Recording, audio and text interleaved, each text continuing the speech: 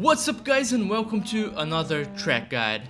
This week we're at Magny-Cours with the Mazda MX-5 Cup, and this track proved to me once and for all that the best things in life are always an acquired taste. At first I found this track to be quite clumsy and all over the place, but as I became better and better at driving it, the track completely opened up and I was able to see many beautiful lines that have so much flow and technique behind them. This is undoubtedly one of the highest skill ceiling tracks I've ever seen in Assetto Corsa, and it's going to put every single ounce of car control that you have to the test. Just reminding you that our lovely YouTube members are getting access to all track guide contents with a 2-day head start compared to their competition.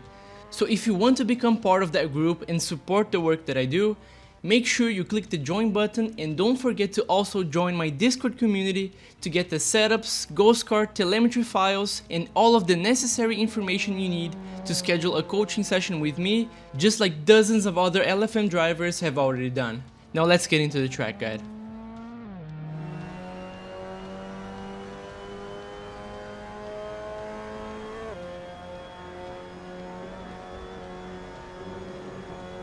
Coming into turn 3, brake super lightly as soon as you're back on tarmac after clearing this curb, and try to maintain the car on a relatively tight trajectory throughout the whole turn.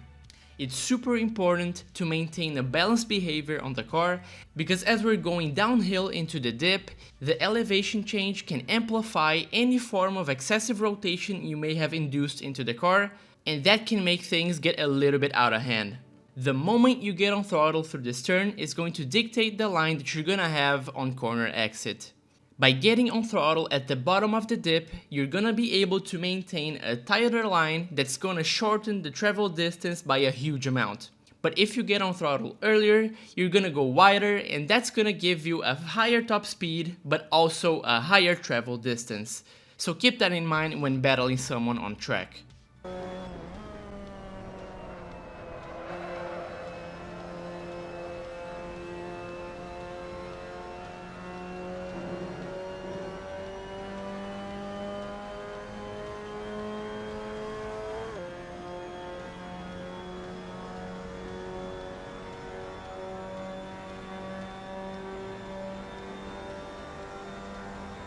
Into turn 5, brake hard once you get to the white line on the outside and try to project a late apex for a strong exit, and the best way to do that is to turn in relatively late while staying off the ABS at the final part of braking to avoid any aggressive ABS interventions that could make the car not respond to our commands.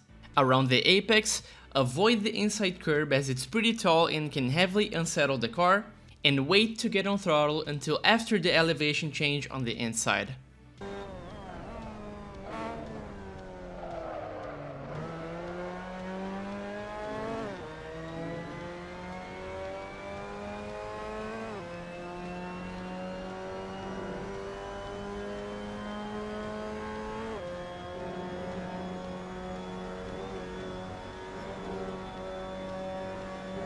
Start braking around 70% pressure at the end of the outside curb, and try to keep the car on a wide line on entry so we can set up a strong exit and not have to hesitate in the middle of the corner. At the final part of braking, don't forget to wait a little bit longer to go down into second, as we are trying to have our minimum speed quite late into the turn, and doing that too soon can also damage the engine over time. One very important detail about this exit is to not go over the inside curb while going on throttle. I know that this looks very tight and it's really hard to go around this curb, but don't forget that you always go wherever your eyes are pointing at. So don't look at the inside curb, but look around it.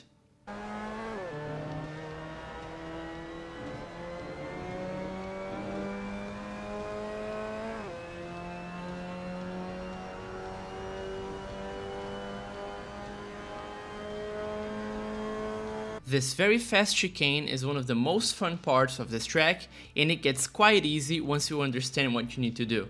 Try to take as much of the inside curb without jumping, and doing so with a little bit of a lift can massively help you keep the balance of the car.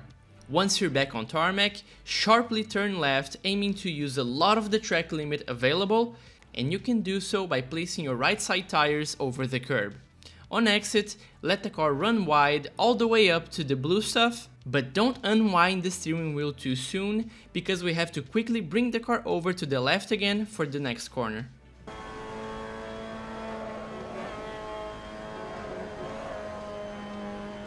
Brake about a car length after the blue AstroTurf on the outside ends, and bring the car over to the outside of the track diagonally while braking.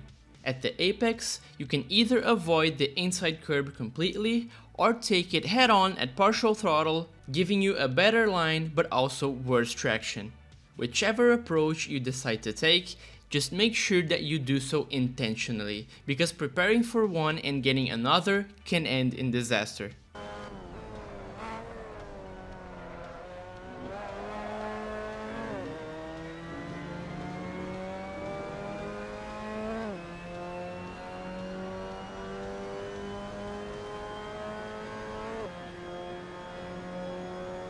Into the second to last turn, brake 2 cars length after the 100 board and treat the inside curb with the same philosophy as the previous one.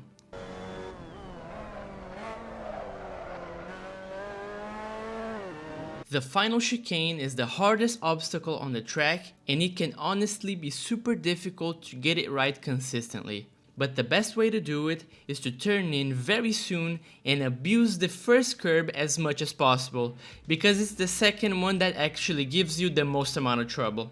So take as much as you can from the first one and as little as you can from the second one.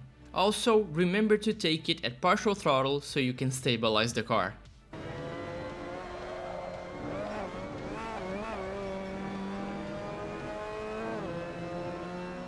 So that was a lap at Magny-Cours with the Mazda MX-5 Cup, and I hope this track guide was helpful to your week of racing in low fuel motorsports.